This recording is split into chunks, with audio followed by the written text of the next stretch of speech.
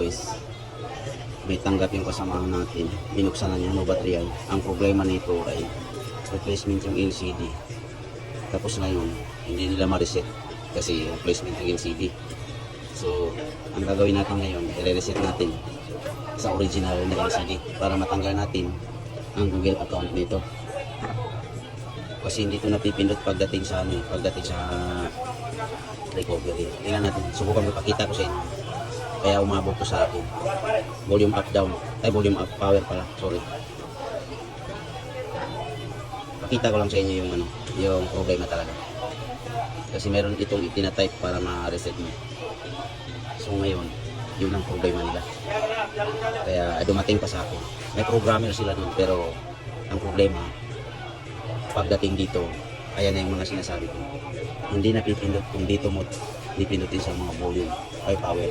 So ayan, dyan hindi napipindot yung yes. Ayan, kahit anong pindot ko, ayaw. So ang gagawin natin, gagamitan natin siya ng original LCD para ma-reset natin. So papakita ko sa inyo yung original LCD na. Kasi ako, hindi talaga ako nagtatapon ng mga ganito kasi alam ko mayroong mga problema ganito. So masusolusyonan natin kapag mayroon kang original LCD. So ito yun. So tara na, palitan muna natin ang LCD para makita nyo talaga ang actual footage. Kaya kung mayroon kang ganitong problema, huwag mong itapon yung pinagpalitan mo ng LCD para hindi ka mo problema sa mga ganitong problema ng no battery. So, i-reset natin, no? So, volume up, power, para pumunta dun sa sa recovery, no?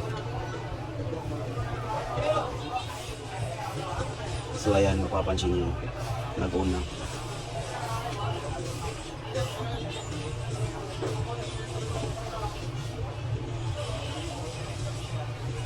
Ayan. So kanina hindi napipindot doon sa replacement, di ba? So dito mapipindot na 'yan. Ayan, di ba?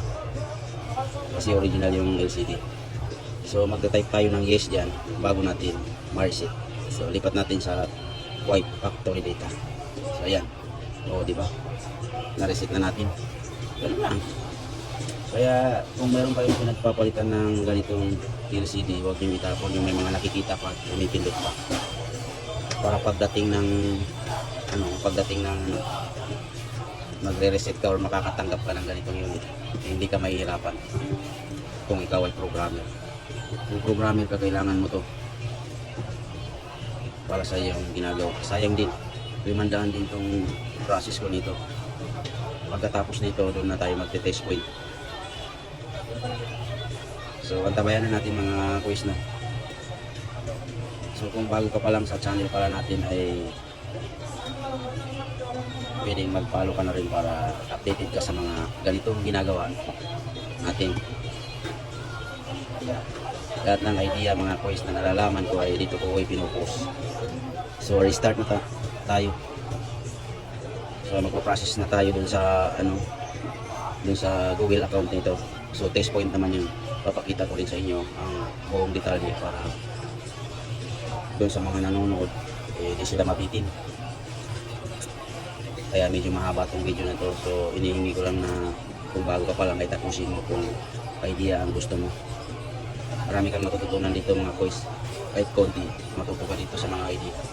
Kaya kung ikaw ay nag-aaral sa mga ganitong pagre-repair, mag-follow ka para gabay na rin sa'yo. Kasi dati ganun din ako. Dati nagbabayad pa ako kung paano ako matuto, paano ko mapapanood yung ginagawa nila. Magbabayad talaga ako, makuha ko lang yung idea na yun. So ngayon, hindi ka na magbabayad, mapapanood mo na. Basta mabusisi ka sa panonood, makukuha mo yan. So ito yung gagamitin natin pang test point ko. Pagkatapos ng, hintayin lang natin. So set up na natin yung unlock tool natin. So sa pagtatanggal naman sa unlock tool, hanapin nyo lang yung wala kayong makikita mo battery ay dyan. Kung bago pa lang sa unlock tool, ilagay mo dito sa Kirin 710 MMC erase EPRP. Tapos EPRP lang. Pagkatapos na, salpak mo na yung cable. Pag oras na na-detect na yun, matik yung tatakbo na. So hintayin lang natin no, kung matapos itong mag-loading. Kasi pag nireset natin, medyo matagal siya mag-boot. So huwag kayong kabahan kasi ganun talaga ang pag program. Kahit anong program, ganun talaga kailangan nyo maghintay. Kapag password iba yung mga hang. Kasi kung iba yung mga hang, kung pagkatapos mong nireformat ay hang pa rin, maaaring full plus yun, maaaring damage yung MMC. Yan ang mga coins, ang process. So ayan na, nagbukas na. So pwede na natin tanggalin yung huling na LCD at isasalang na natin to. So tara na, patayin ko na, isalang na natin. Kasi mapipindot na yan. Namit lang natin yung huling na LCD para dun sa engineer mode na ayaw mabasa, ayaw mapindot pala nitong replacement. So ngayon, diretso na tayo sa test point pala. So ayan, para matapos na tayo, tapos setup na tayo. Ayan.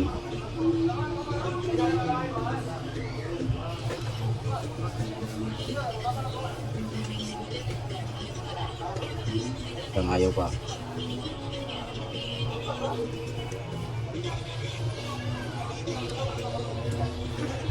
Ayun, na-detect na. Ayun, Huawei 1.0. Tapos click mo na yan. Maglaran na yan. Yan. Matik na mag-run yan kapag na-detect niya yung port. So ang test point niyan ay nandito sa gilid ng battery. So ito yung test point din. Yan. So search lang sa Google, meron yan.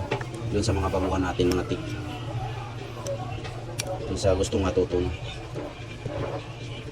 Matagal ka ng technician, pwede ka nang mag-scroll kasi hindi pwede sa itong video na to. Alam mo na yung gagawin, hindi ka na tuturuan kasi baka mas nagagaling-galingan ka pa. So hintayin natin no, kung makikita nyo, ayan lang yung pipiliin nyo sa laptop. Wala kasing baterya dyan. So setup na tayo no. So papansin nyo, nasa ano na tayo. So mapipindot na yan kasi nakasit na natin.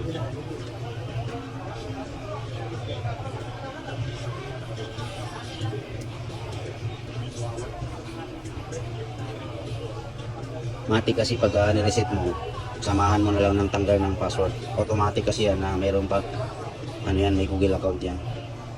Kaya diretso mo na para hindi ka na magtatagal dun sa ano, activation. Ayan.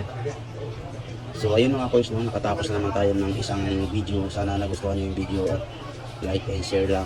Masaya na ako.